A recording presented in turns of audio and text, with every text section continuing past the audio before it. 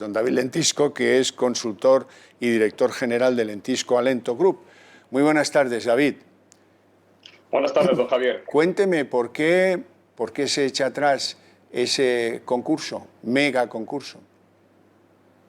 Bueno, yo creo que fundamentalmente porque afortunadamente los medios de comunicación pues, cumplen su función. Es decir, es un hecho que no ha pasado desapercibido, ya que prácticamente todo el sector y los expertos en la materia pues estábamos totalmente perplejos, ¿no?, ante este concurso por su naturaleza, por la forma en la que se había planteado y evidentemente por las consecuencias y los resultados que iba a tener en un sentido práctico. Un resultado pues tremendamente dañinos y tremendamente contraproducentes con respecto a la situación que tenemos actualmente.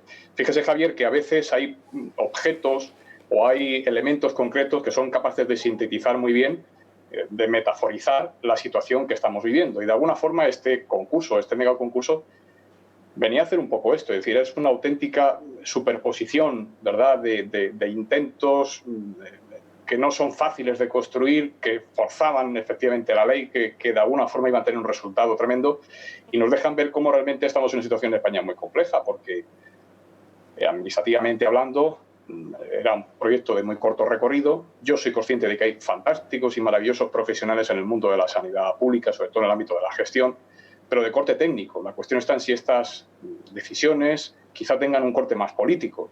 Y esto no cuadra bien. Y máxime en un momento en el que lo que se ha pretendido es recentralizar de nuevo unas competencias que el Estado ya no tiene. Nuestros espectadores tienen que saber que el Estado ya no tiene las competencias en sanidad, que las competencias en sanidad están transferidas hace mucho tiempo y que por lo tanto se ha intentado hacer este intento de acopio con una base muy deficiente, y es que realmente no hay competencia para ello. Las comunidades autónomas pueden entrar o salir o directamente, como muchas hicieron, ni siquiera plantearse concursar. Pero fundamentalmente, Javier, claro, y el problema de fondo es que en una situación como la que estamos, con un sector industrial que se ha demostrado muy débil, con una dependencia que tiene España actualmente del mercado chino verdaderamente hiriente, porque lo hemos podido comprobar, como el material no llegaba, o si llegaba era un material de una calidad cuando menos, en fin, cuestionable, pues realmente no seamos capaces de apostar por fórmulas que nos ayuden a salir de esto, facilitando recursos a nuestro sector productivo, que me gustaría acabar muy rápido. Es que es el aportador neto de recursos para la sanidad universal. Es que no puede haber estado del bienestar y no puede haber un sistema nacional de salud como no haya un tejido productivo fuerte, porque nuestra economía en eso es netamente fordista. Es decir, tiene que haber unas clases cotizantes, tiene que haber unas clases medias que coticen y tiene que haber unas empresas capaces de generar recursos para que realmente el Estado se pueda permitir esa redistribución de renta y pueda organizar un sistema de atención sanitaria universal. Es que sin eso es inviable. Por lo tanto, parece que ese concurso, aparte de las deficiencias de carácter técnico y jurídico, que eran muy llamativas, además tenía ese efecto perverso de precisamente ir en contra o dejar de lado a nuestro sector productivo. Por lo tanto, yo creo que el hecho se ha conocido, el hecho ha cundido y los responsables han tenido, evidentemente, que replantearse pues, una revisión de ese proceso. Bueno, entonces ha sido un éxito, pero déjeme que puntualice una cosa. Normalmente cuando el Gobierno se equivoca, y se ha equivocado varias veces, en varios BOEs, desde que estábamos confinados hasta acá, se solucionaba con una enmienda de lo publicado en el BOE, no tanto con una retirada. O sea que es muy clamoroso que lo publicado en el BOE era una chapuza. Vamos a ver, hablando en Román Paladino. Sí, evidentemente había un cúmulo de deficiencias, sobre todo, no solamente, fíjese, las deficiencias que existen, sino además el hecho de no tener ningún precedente. Es decir, no era una fórmula utilizada nunca, porque hay que recordar primero que se hace utilizando un supuesto procedimiento de emergencia que no existe, porque es una forma de tramitar los expedientes, no es un procedimiento propiamente dicho, que tiene unos supuestos de aplicación muy tasados, porque pone, digamos, un poco en suspenso, deja en suspenso determinadas garantías fundamentales en el ámbito de la contratación. La contratación tiene que entender la gente que no es una mera cuestión burocrática o técnica que le interesa prácticamente a 4 ratones de biblioteca.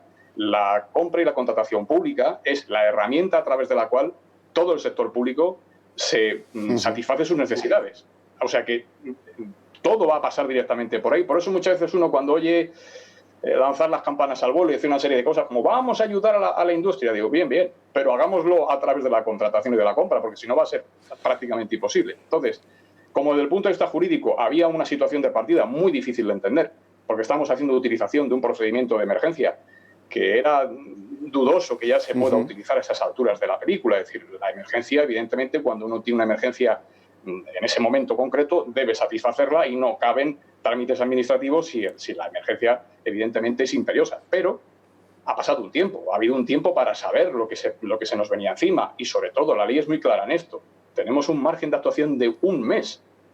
Y, evidentemente, si vamos a celebrar un contrato marco al cual se van a sumar varias comunidades autónomas y que probablemente sus contratos, aquellos contratos que se van a basar en este acuerdo marco, se van a ir en el tiempo durante una serie de años, lógicamente estamos de alguna forma rompiendo esa excepción de la regla en cuanto a dejar en suspenso las garantías. ¿Qué garantías, para que nos entienda la gente? Garantías en cuanto a la transparencia, a que se conozcan efectivamente digamos un poco los elementos sobre los cuales se ha contratado, quiénes han sido los adjudicatarios, cuáles son realmente un poco los perfiles de los contratos, etcétera, etcétera, garantías contra el conflicto, la lucha contra el conflicto de interés, la igualdad de trato de los licitadores, etcétera, etcétera, etcétera. Por lo tanto, teníamos ese punto de partida. Pero es que además, evidentemente, si las empresas que tienen que suministrar ese material no pueden concursar, no pueden presentarse, porque la forma en la que se han agregado los lotes es tan el tamaño, imagínense, estamos hablando de lotes que pueden alcanzar o podían alcanzar los 370 millones de euros. Es decir, es que no hay realmente en España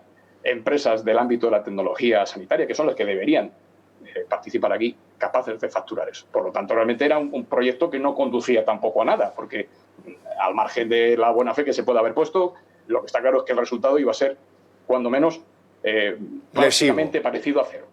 Por eso ha habido que retirarlo. La enmienda no cabe la enmienda. Hay que volver a replantear todo el proyecto. Bueno, ¿y de cuánto era el macrocontrato de suministros de emergencia de cara a una posible vuelta de la enfermedad?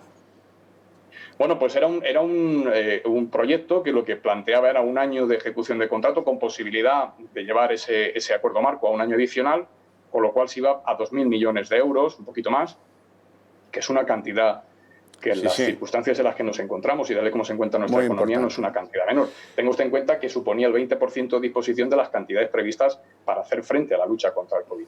Pero, insisto, no podíamos utilizar estos métodos, no podíamos volver a los errores que nos han traído la situación en la que estamos, porque precisamente esa apuesta de las administraciones por este tipo de macroprocesos concursales en los que al final lo único que se acaba primando es el precio bajo, sin poner verdadero foco, y esta es una de las cuestiones que yo he comentado en estos últimos días, que era más criticable, y es que realmente no se haya puesto el peso de la decisión en la calidad del producto. Al final tiene un efecto muy perverso, y ese efecto perverso es que está expulsando constantemente del mercado a nuestros productores, a nuestras empresas, y está favoreciendo fundamentalmente al mercado chino.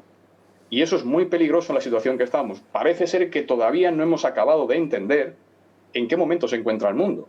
¿Cuál es la situación geoestratégica del mundo? La polarización que está ocurriendo entre dos grandes bloques. Y precisamente no parece lo más interesante en este momento que nuestro dinero, tan necesario para reconstruir nuestra industria y para mantener nuestro estado de bienestar, acabe marchándose al mercado chino. No tiene mucho sentido.